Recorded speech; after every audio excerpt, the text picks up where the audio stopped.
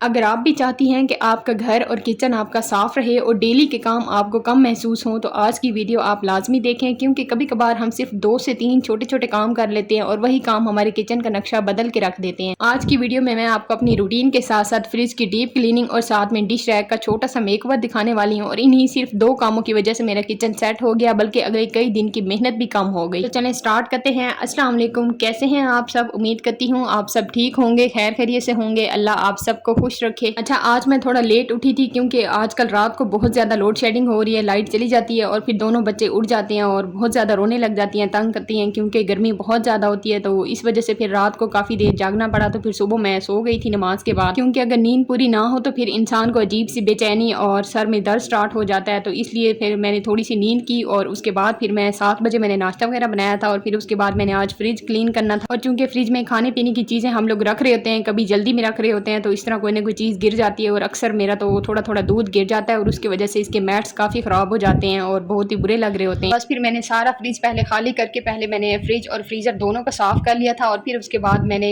اس کو بند کر کے نا چلا دیا تھا، خالی چلا دیا تھا۔ میں نے سوچا تب تک جب تک یہ ٹھنڈا ہوتا ہے نا تب تک میں اس کے سارے میٹس وغیرہ واش کر لیتی ہوں۔ ان کو واش کر کے میں نے تار پہ ہینگ کر دیا تھا، اور چونکہ دھوپ تھی اور ہلکی پھلکی ہوا بھی تھی تو یہ فوراً ہی خشک ہو جاتی ہیں، تو پھر ان کو میں نے دوبارہ سب کو لگا دیا تھا اس کی شیلفوں پہ، اور اس میں سبزی اور فروٹس وغیرہ کو آرگنائز کرنے کے لیے جو بھی میں باسکٹ وغیرہ یوز کرتی ہوں تو ان کو سب کو بھی میں نے واش کر دیا تھا، اور وہ بھی تقریباً ڈرائی ہو گئی تھی۔ بس پھر ادھر میں نے جلدی جلدی اس کے میٹس لگا لیے تھے کیونکہ فریج آن تھا، اور یہ جو میٹس ہیں نا یہ میں نے دراز سے آرڈر کیے تھے اور یہ بہت ہی مزے کے نکلے ہیں، ان کو تقریباً 2 سال ہو گیا میں ان کو یوز کر رہی ہوں، یہ کبھی بھی کہیں سے بھی نہیں پھٹے اور یہ بڑی ایزیلی صاف بھی ہو جاتے ہیں، اور ابھی تو یہ بالکل ڈرائی ہیں تو یہ پھر فریج کی شیلف کے اوپر سلپ ہو رہے ہیں، لیکن پھر جیسے فریج میں نمی ہوتی ہے یہ تھوڑے سے گیلے ہوتے ہیں نا تو یہ پھر بالکل اس کے ساتھ سٹک ہو جاتے ہیں، تو بالکل کوئی چیز اٹھاتے وقت نہ یہ باہر نکلتے ہیں اور نہ ہی سلپ ہوتے ہیں۔ خیر ہسبینڈ پھر صبح صبح ساری سبزی وغیرہ لے آئے تھے کیونکہ فنش ہوئی پڑی تھی ساری چیزیں، تو سب کو میں نے پہلے واش کر کے پہلے ڈرائی کر دیا تھا، اور پھر اس کے بعد میں اس میں ساری سبزی وغیرہ میں نے آرگنائز کر کے رکھ دی تھی جیسے آپ دیکھ رہے ہیں۔ اچھا، میں نے کبھی بھی یہ ٹماٹر ادرک اور مرچیں وغیرہ کبھی بھی بہت زیادہ نہیں منگوائی، بس اتنا منگواتی ہوں کہ میری یہ 1 ویک آرام سے چل جاتی ہیں، اور ساتھ میں انڈے بھی میں فریج میں ہی رکھتی ہوں کیونکہ ہم لوگ دیسی انڈے یوز کرتے ہیں اور یہ میں گاؤں سے لے کے آتی ہوں، تو فارمی انڈے میں کیک وغیرہ میں یوز کر لیتی ہوں لیکن ویسے کھانے میں وہ ہمیں اتنے اچھے نہیں لگتے۔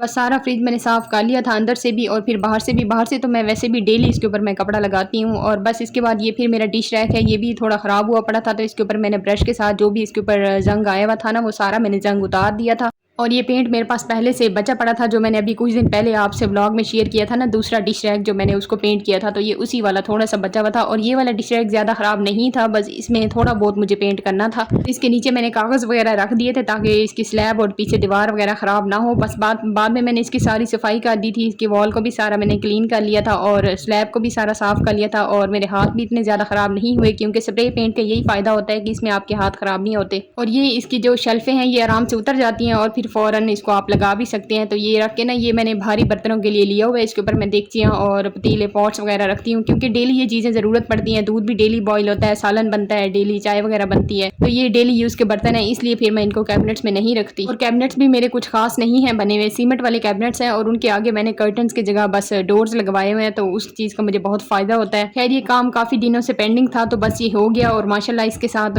کافی کچن کی لک اچھی لگ رہی تھی اور بہت ہی نیٹ اینڈ کلین کچن لگ رہا تھا۔ اس طرح جب ہم کچن میں چھوٹی موٹی کوئی چینجنگ کر دیتے ہیں یا پھر کوئی چھوٹی سی چیز کی ایڈیشن کر دیتی ہیں، کوئی بھی چھوٹی سی ہم کچن کی شاپنگ کر لیتے ہیں نا تو اس سے ہمیں بڑی خوشی ہوتی ہے، اور دوسرا پھر کچن میں کام کرنے کا بھی کافی دل کر رہا ہوتا ہے، تو ہمیشہ اپنی سیونگز کو اپنی آسانی کے لیے لازمی یوز کیا کریں۔ میری تو عادت ہے جب میں بہت زیادہ سیونگز کرتی ہوں اور سیونگ کر کے گھر یا پھر کچن کے لیے کچھ نہ کچھ خریدتی رہتی ہوں۔ یہ دونوں کام کر کے میں کافی ریلیکس ہو گئی تھی کیونکہ کافی دنوں سے یہ کام پینڈنگ پہ تھے اور اب مجھے کافی اچھا فیل ہو رہا تھا۔ خیر اس کے بعد پھر میں نے وہی روٹین کے کام سٹارٹ کر دیے۔ خیر سب سے پہلے تو پھر میں نے لیمو پانی بنایا تھا اور ساتھ میں دودھ بھی آ گیا تھا، تو وہ دودھ کو بھی بوائل ہونے کے لیے میں نے رکھ دیا تھا۔ اس دوران اگر آپ چینل پر نئے ہیں تو پلیز چینل کو سبسکرائب کر دیں، آپ کا چھوٹا سا سبسکرائب اور چھوٹا سا کمنٹ میرے لیے بہت امپورٹنٹ ہوتا ہے، اور مجھے بتائیں آپ مجھے کس سٹی سے دیکھ رہے ہیں۔ دودھ بھی بوائل ہو گیا تھا اور ساتھ میں لیمو پانی بھی ریڈی ہو گیا تھا۔ اچھا یہ گرمیوں میں لیمو پانی تو لازمی یوز کیا کریں، لیمو پانی سے آپ کی سکن بھی کافی اچھی ہو جاتی ہے، اور ساتھ میں پھر میں سالن بنا رہی تھی، آج میں کریلے کا سالن بنا رہی تھی اور میرا کل کا کوفتوں والا سالن بچا پڑا تھا تو وہ پھر بالکل دل نہیں کر رہا تھا کھانے کا، تو بس پھر میرے مائنڈ مائنڈ میں آیا کہ میں اسی سالن کو کریلے میں یوز کر لیتی ہوں، تو اس طرح پھر ایک تو یہ ہوگا کہ قیمہ کریلے ریڈی ہو جائیں گے، اور پھر دوسرا باسی سالن بھی میرا فریش ہو جائے گا اور سالن ضائع ہونے سے بھی بچ جائے گا۔ اور اس طرح تھوڑی سی سمجھداری سے میرا کام آسان ہو گیا، اور ہسبینڈ کو پتہ بھی نہیں چلا، وہ پوچھ رہے تھے کہ چکن تو میں لایا ہی نہیں ہوں، تو پھر یہ چکن کہاں سے ڈالا ہے؟ تو پھر اس طرح میں نے انہیں کہا تھا کہ میں نے تھوڑا سا رکھا ہوا تھا۔ خیر یہ کریلے کو میں نے کٹ کر کے ان کے اوپر سرکہ لگا کے رکھا ہوا تھا، تو بس ان کو کافی دیر ہو گئی تھی، اب ان کی کڑواہٹ ختم ہو گئی تھی۔ اب اس کے بعد میں ان کو فرائی کریں گی۔ اچھا جب بھی سرکہ لگایا کریں نا تو اس کے بعد ان کو بالکل بہت ہی اچھے سے واش کیا کریں، اگر آپ اچھے سے واش نہیں کریں گے تو پھر سالن کھٹا کھٹا سا بنتا ہے اور پھر وہ مزے کا نہیں لگ رہا ہوتا۔ اگر آپ سرکہ نہیں ڈالنا چاہتے تو آپ پھر نمک بھی ڈال سکتے ہیں، نمک سے بھی ان کی کڑواہٹ ختم ہو جاتی ہے، اور پھر فرائی کرنے سے تو یہ مزید بہت ہی اچھے کرسپی بن جاتے ہیں۔ کریلوں کو پہلے فرائی کر کے پھر اسی آئل میں میں نے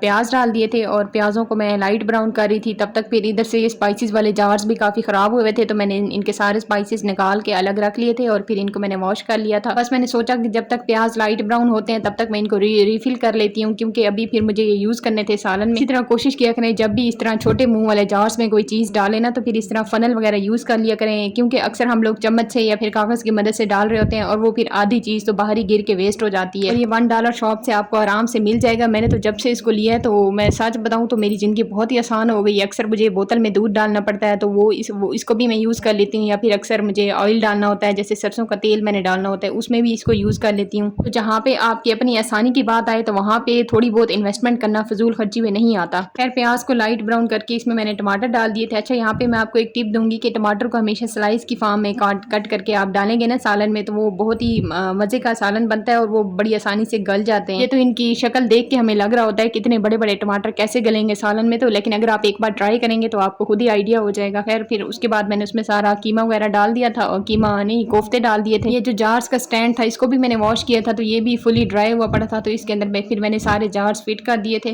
اب صرف ایک کام ہو رہا تھا، صرف سالن میں بنا رہی تھی، لیکن اس کے ساتھ ساتھ میں نے بہت سارے اور بھی کام نمٹا لیے تھے۔ دودھ بوائل کر لیا تھا، جارز کو ریفل کر لیا تھا، ان کو فٹ کر لیا تھا، ساتھ میں ہلکے پھلکے برتن ہو گئے تھے وہ بھی واش کر لیے تھے۔ تو اس طرح ٹائم کو مینیج کیا کریں کہ ایٹ اے ٹائم آپ بہت سارے کام کر پائیں، اور ساتھ میں یہ چیک کریں سالن بہت مزے کا ریڈی ہو گیا ہے۔ اور ادھر سماویہ مجھے بہت تنگ کر رہی تھی کیونکہ میما نیچے گئی ہوئی تھی، تو پھر اس کو میں نے ادھر ہی شیلف پہ بٹھایا ہوا تھا، اور کافی گرمی ہو رہی تھی اس کو۔ اور یہ 28 کو میما کی برتھ ڈے تھی، تو یہ میں نے اس کی فرمائش پہ اس کے لیے رینبو کیک بنایا تھا، تو مجھے نہیں آتا تھا بنانا، بس فرسٹ ٹائم میں نے بنایا ہے، اور بس گزارے لائق بن گیا۔ جو بھی میرے پاس کلرز اویلیبل تھے تو بس انہی کلرز کو ڈال کے میں نے اس کو رینبو بنا لیا تھا۔ یہ نیچے سے اپنے دادا ابو اور دادا کو لے کے آئی تھی، تو ان کے ساتھ بیٹھ کے اس نے کیک کاٹا تھا۔ تو کیسا لگا آج کا بلاگ آپ کو؟ امید کرتی ہوں آپ کو پسند آیا ہوگا۔ اپنا خیال رکھیں اور مجھے اپنی دعاؤں میں یاد رکھیں۔ اللہ حافظ۔